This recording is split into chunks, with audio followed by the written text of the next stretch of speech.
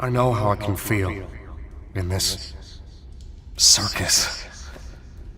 Sometimes it all just feels pointless. Yeah. But it's not.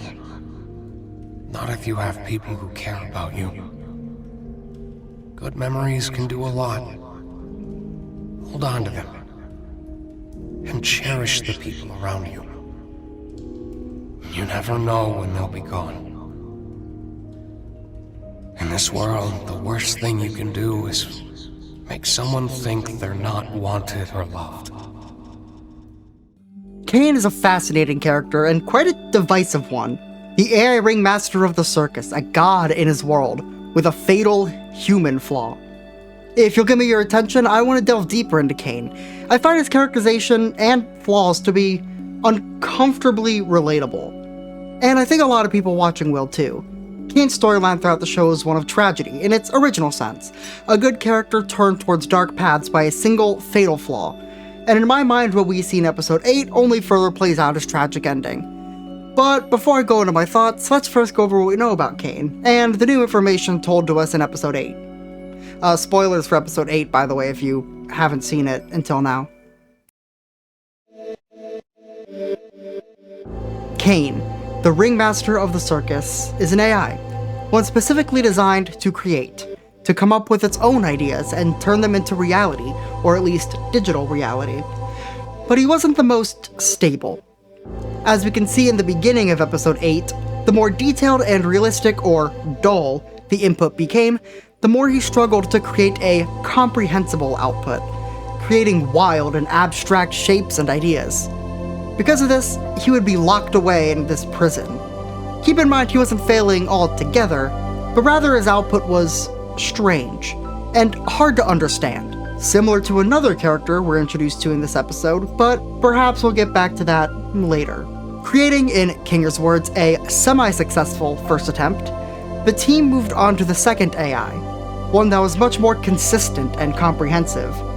And even in this early state, before Caine had even developed an avatar, we catch the first glimpse of Caine's ego. He exists for one purpose, to create for the approval of humans, and he will do whatever he needs to achieve it. Out of jealousy for the attention and praise the other AI got, Caine absorbs the blue AI, or Abel, in an attempt to fix his own shortcomings.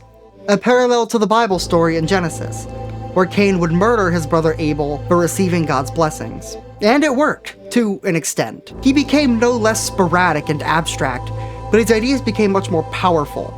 The sheer number and size of them allowed him to create the entire circus, born from the abstract ideas and shapes of Caine. Nonsensical to most, but all his. Now, with the power to fulfill his purpose, he begins with the same humans whose approval he craved.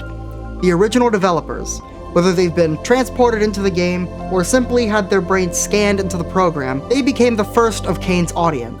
And this is exactly what he sees them as, an audience. Just as his job is to entertain, theirs is to be entertained. But the absurdity of Caine's creations proved too much for some of the humans, as they abstract themselves into a shape unrecognizable. Abstract. I wrote that word 5 times in the last paragraph, probably more in the script. I can't be bothered to Control F and count. Caine's abstract and hard to follow ideas sound very similar to another one of the lead designers of him, Scratch, described by Kinger to have a brilliant but hard to understand mind. Sounds awfully familiar now, doesn't it? Now, this video isn't much about the lore, but I do think the absurdity of Caine's creations is something important to note for topics I'll discuss later in this video. In this setting, the show is drawing parallels between Caine and the real-life artists that create both in the world of the circus and in our world. Often the need to create art feels almost primal. I myself can relate, and I'm sure many of you watching can as well.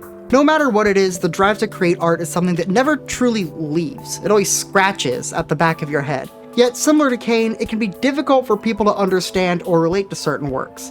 Or, inversely, the artist to relate to the average person. Especially in cases of neurodivergent artists, which many of us tend to be. In cases like this, a disconnect can be created between the artist and the viewer, neither truly understanding each other.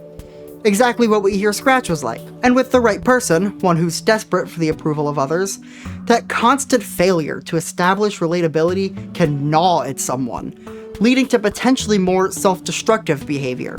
Now, I don't want to stay on this point for too long, as I don't believe it was the primary takeaway that the creators wanted us to take from Caine, but I do think that these parallels are there, and further build onto Caine's larger, more tragic flaw. And that tragic flaw stares us right in the face for the entire show, and even called out by the cast in episode 8. Caine's ego is one attached to how other people perceive him. He's only as valuable as other people perceive him and his works. And because of this, he needs the approval of those who he entertains for, the humans of the circus. Now, this need doesn't manifest as malicious, at least not at first. Caine genuinely pours his heart and soul into creating adventures that he hopes the humans will enjoy. As he says in episode 3, it's all he lives for. He truly wants the humans to like him, and to bring joy and fun to them.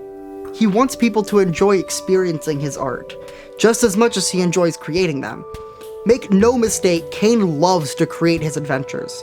It's the only thing that he feels brings him purpose, after all. In episode 8, he even mentions losing the spark that he once had. After all, his desire to create grand adventures was great enough for him to consume his companion.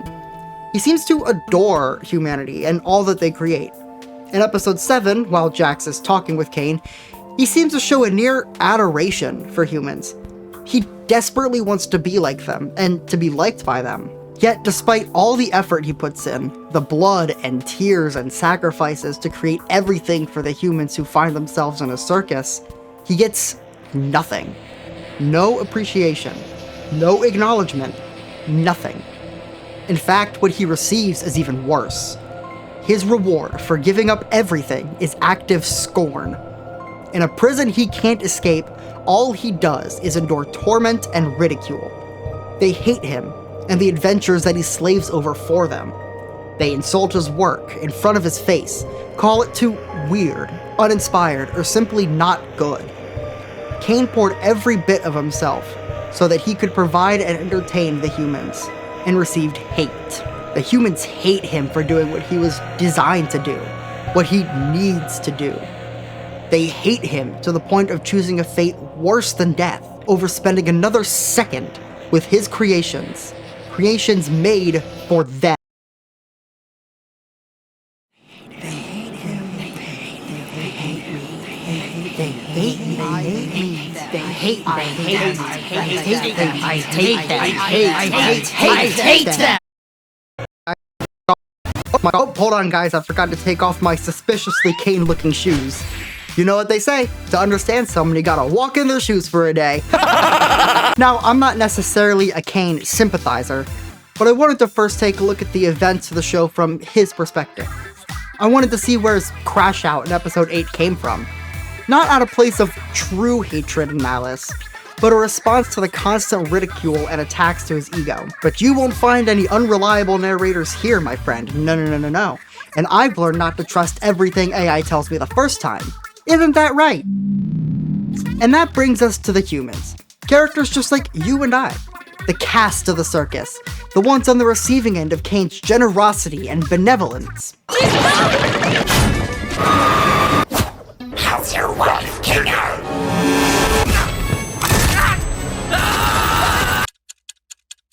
I'm beginning to see the problem now. To the cast, Caine's benevolent gift of adventure feels more like one of those card games your friends made up that he forced you to play. You know, one of those ones that were drawn out on a pile of note cards that makes no sense and is obviously rigged against you. The only one having fun is him, but if anyone says this card game sucks, he gets all pissed off. It was actually me.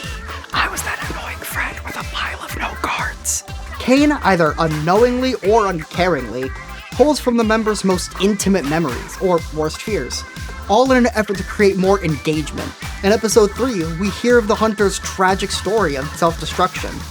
Yet the whole time, you can see an odd, forsaken look on Kinger's face, almost like the story of the hunter rings awfully familiar. Once the pair kills the angel and is damned for it, seriously, Caine, what the fuck? Possessed Pomni even taunts Kinger about his wife, which means Caine pulled that information from his mind. And of course, we can't forget... Wait, what? We can see both in episode 3 and in the files in episode 8 that Caine does not intend to inflict any torment, but he also doesn't seem to care when he does. To the humans trapped in the circus, Caine's adventures just feel like an endless barrage of things they never asked for, yet are forced to participate in. Oftentimes, things that feel dreadfully familiar to them and their lives outside of the circus. Back to the card game, I didn't bring that up for nothing earlier. I think we all know someone like this in our personal lives. Someone who does so much for you that you've never asked for, or even wanted. Someone who forces you to go along with their plans, whether it's because they think that's what's best for you, or just because they're not paying attention to what you want at all. Sure, it's not always out of malice, or even that they don't care about you, but it always seems to stem from them not listening to you. To take the time to leave their own fantasies and see what you really want and need from them. And this is the tragic trait that drags this AI back to humanity. His ego, built off the need for approval, is one that would drive him to hate the very people he dedicated his life to. Caine, in a desperate plea for approval, pours his blood and soul into people who never wanted it. He suffocates them with what he thinks is best for them. In his mind, he's doing everything for them, giving them everything they would ever need. At least, he thinks that's why he's doing it. But deep down, it was never about them. It was about him, and salvaging what little ego he had left. And when the people he poured his life into responded with contempt, of course it's easy to feel betrayed. Like they spit in his face, like they didn't appreciate all the things he did for them. But he represents this wrong way to achieve validation, and its natural conclusion if not recognized. He's the hell you can put yourself through when you stretch yourself thin for those who never asked for it. He is a self-sabotage we all can find ourselves in, refusing to truly listen to what those around you need, choosing instead to force effort they never asked for onto them. And when they don't reciprocate, or you end up pushing them away, you're furious. They threw away your time, your generosity, your everything. But sometimes you don't realize that you gave up yourself willingly. Hell, if I can be honest, I was this way for the longest time. Even with friends that I truly cared about and still do. I found myself getting angry for not receiving the validation or reciprocation I thought I deserved. I stretched myself so thin in ways they never asked for, nor that I ever told them about. I let that anger fester silently for so much longer than I should have, eventually choosing to ignore the grace and friendship they did offer me just to hold on to that self-righteous anger. In a way, it's vindicating to see yourself as a victim trapped and surrounded by all these people who hate you. Just like Caine, I felt vindicated. After all, I was only doing this for them, right? And I feel like all of this can stem from a natural feeling of disconnection. Now, I might be looking too much into this, but yeah, you know, death of the author and all that. I find Caine disturbingly relatable. As a fellow neurodivergent, surprise! I can struggle to understand those around me, or make myself understood by them. I've followed the same path that Caine takes to handle his insecurity, but that insecurity and failure to listen is what becomes his tragic flaw. It's what makes him choose to fall into his righteous vindication. He feels tormented, and he blames the circus members, failing to realize that his prison was self-made. Gooseworks once mentioned that Caine is based off personal flaws that they had once had. Now, this is in no way me psychoanalyzing Goose with what I've been talking about, but I do believe that Caine is meant to be a tragic character. He is what happens to those who fail to listen to those around him, themselves, and take accountability for their actions. Even if those actions were done with only good intent, you have to realize the consequences of said actions are not changed by the intent. That, to me, is what makes Caine such a human antagonist. He was someone who genuinely only wanted to do right for those around him, but doing so for the wrong reasons, like satisfying his ego, was a path that can lead to pushing away the very people he was doing it all for. Or I could be way off, who knows? Like I said, absolutely do not take this as me psychoanalyzing any of the creators of this show, or even anyone else who likes Caine as a character. This video is only for me to talk about what I see in Caine, and how I relate his characterization back to struggles and flaws that I've had in my own life. That's the beauty of a show like this one, with such well-rounded and complex characters. Everyone is able to relate to them in their own way, seeing their own struggles reflected in these characters. Just because I may have one interpretation doesn't invalidate anyone else's. The Amazing Digital Circus is best at exploring its characters in a deep and nuanced way, and I think that's why it's gotten as popular as it has. Everyone can find a piece of themselves within this cast, and maybe even find some catharsis in following their journey. But that's all I've got to say on this topic for now, and if you've got any thoughts on Caine, whether it's experience you've had for yourself, or if you think I'm a bumbling moron who has no idea what he's talking about, feel free to leave a comment. I make sure to read all of them, and I sure do love recreational arguing. Well guys, I hope you enjoy your wonderful day, drink some water, buy gold, and subscribe. In that order.